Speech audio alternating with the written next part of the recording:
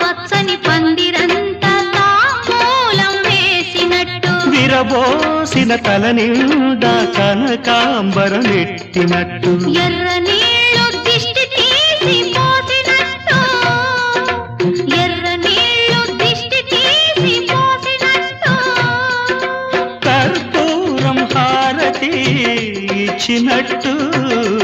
ఆకాశం ఎందుకో పచ్చబడ్డది ఆ నడుమ బొట్టేమో ఎర్రబడ్డది